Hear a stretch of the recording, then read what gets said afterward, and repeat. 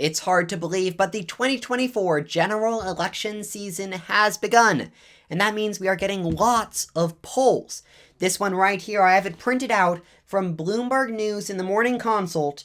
It is polling in swing states. It just came out, and it's going to give us a look as I map it out at how this election is looking in the polling at this moment.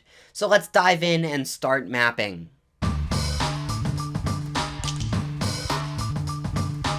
The first state we have is Nevada. Now, the past few years, Nevada has been very friendly to Democrats. In 2008, 2012, 2016, and 2020, Nevada went to the Democrat Party. That being said, demographics are shifting in Nevada, and they're actually shifting towards Republicans. Also in Nevada, the Latino vote is incredibly important. That's why we've seen Joe Biden campaign specifically in this state in the past few weeks. That's also why we've seen RFK Jr. launch a Latinos for Kennedy campaign as well. So we're seeing this focus on Nevada as a state that could potentially be flipped towards Republicans.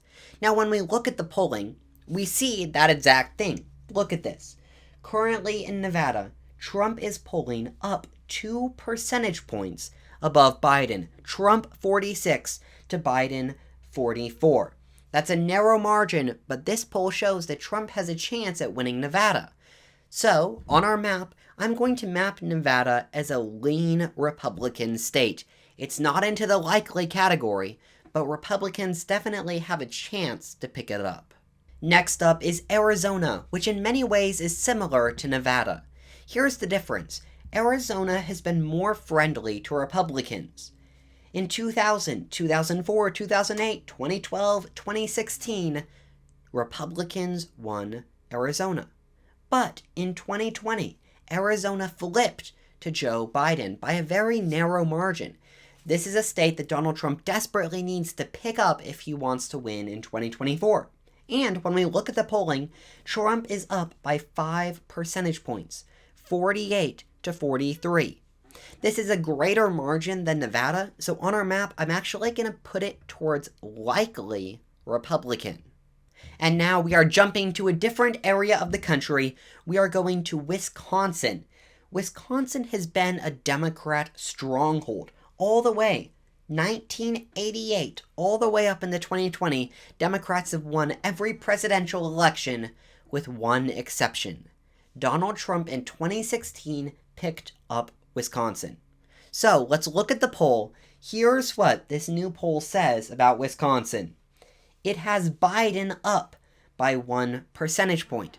So on the map, I'm going to put Wisconsin all the way up to a lean Democrat. Now, this shouldn't be a surprise. In a way, you could say that the 2016 election was an anomaly, but really, this is a Democrat stronghold. And if Biden invests here, if Democrats invest here, this should be an easy win for the Democrats. And this poll reflects that. Next, we go to Wisconsin's neighbor. We are going to Michigan.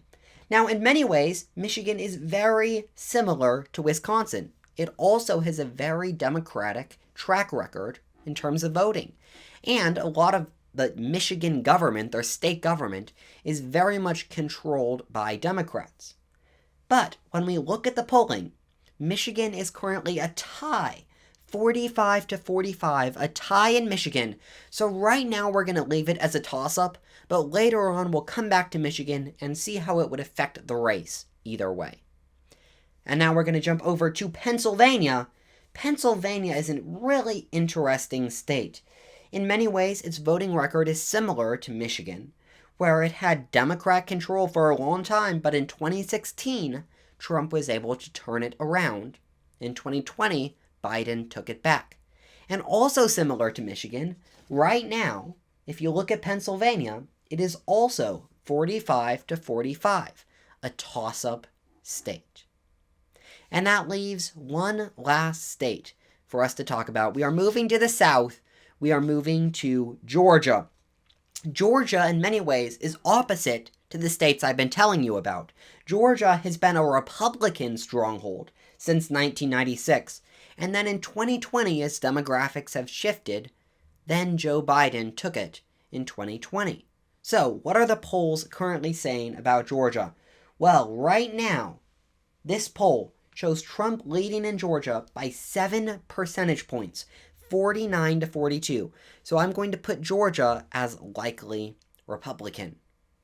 So here is the map when we factor in this poll and add this poll on top of the consensus from political analysts. And you see that neither candidate has reached 270. Trump is close at 268 in this model, but he's not all the way there. That means this will come down to Michigan and Pennsylvania, which are both tied in the polls at the moment. Let's say Michigan or let's say Pennsylvania goes to Donald Trump. Either one puts Donald Trump across the electoral threshold to win. But what if Biden takes both?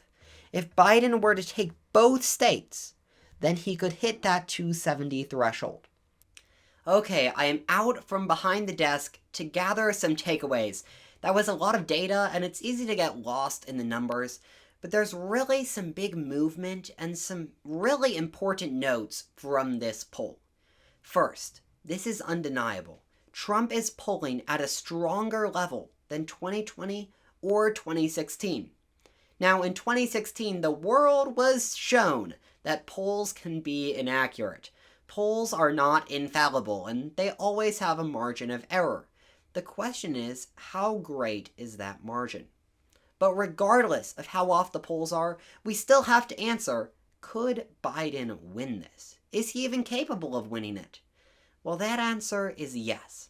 In these polls, we saw those states that were incredibly close. The reality is, this election is neck and neck. In that poll, we had 2 battleground states that were at a tie. That is not normal, and that shows just how tight this election is. So, what will determine this election? It'll be those voters in the middle who are still deciding, who honestly hate both candidates, but on election day will make a choice. So, how do the candidates reach those? Well, they'll be campaigning, spending money. Those are trends we have to watch. Also, as we get further into this election season, we may even have debates, and debates will shift and affect this race. Finally, we have to watch for third-party candidates. When an election is so close, if a third-party candidate steals votes from one of the 2 major candidates, it can sway an election. And the big candidate who's running right now is Robert F. Kennedy Jr. RFK Jr. could actually present a threat to one of the candidates in this election. I actually just made a whole video about Kennedy and how there's a real potential for him to sway this election. So make sure you go check out that video. It's a deep dive and I'm sure you'll find it interesting. Thank you for watching, and I'll see you in the next video.